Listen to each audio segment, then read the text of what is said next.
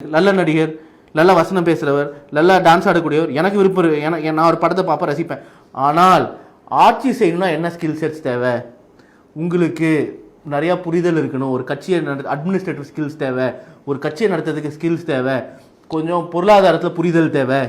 இந்த மாதிரி நிறைய விஷயம் அந்த புரிதல் அவருக்கு இருக்கா அப்படின்னா நான் இல்லைன்னு சொல்லுவேன். ஏன்னா அவரு அரசியல்லையே இல்லை. இப்போ அவரு அரசியல்லையே இல்லை. அவரு படத்தில் மட்டுமே நடிச்சிருக்காரு, கட்சி ஆரம்பிச்சு ஒரு வருஷம் தான் ஆகுது. இப்போ அவர் அதை மாற்றி எனக்கு அரசியல் அனுபவம் இருக்குன்னு ப்ரூவ் பண்ணணும்னு நினச்சா என்ன பண்ணணும்? மக்களை சந்திக்கணும். அவங்க என்ன சொல்கிறாங்க? மக்களை சந்திக்கணும், அவங்க கவர்மெண்ட் பர்மிஷன் கொடுக்குறதுலங்கிறாங்க. அதுக்கு நான் என்ன சொல்கிறேன்? பட்ஜெட் வந்ததா?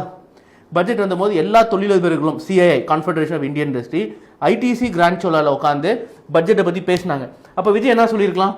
நான் ஐடிசிக்கு வரேன், இங்கே இருக்கிற பெரிய தொழில் அதிபர்கள்லாம் நான் சந்திக்கணும், டிவிஎஸ் நிறுவனம் போன்ற பெரிய நிறுவனங்கள் நான் சந்திக்கணும்னு உட்கார வச்சு அவங்களோட பட்ஜெட்டை பற்றி பேசியிருக்கலாம். அவங்க தான் சொல்லியிருப்பாங்க விஜயோட புரிதல் நல்லா இருக்குங்க அப்படின்னு இருப்பாங்க. அவர் ஆட்சிக்கு வந்த கருத்து சொல்றேங்கிறாரு. நான் எதுக்கு நம்பணும்னு கேட்குறேன். திமுக செய்தி தொடர்பாளர் தரணிதரனை மறந்துடுங்க. தரணிதரன் ஒரு படித்த இளைஞர். எனக்கு பெரியார் மண், எனக்கு ஒரு கிரிட்டிக்கல் திங்கிங் இருக்குது, எனக்கு யோசிக்கிற மனப்பான்மை. நான் கேட்பேன், உன்னோட திறமை, நீங்கள் ட்ரெயின் ஆனது நடிகனாக இருக்கிறதுக்கு, நீங்கள் கடைசி 35 வருஷமாக எனக்கு உங்களுக்கு தெரிகிறது ஒரு நடிகன், சிறந்த நடிகன். ஆனால் ஆட்சி செய்யறதுக்கு பலவேறு விஷயங்கள் தேவை, அனுபவங்கள் தேவை.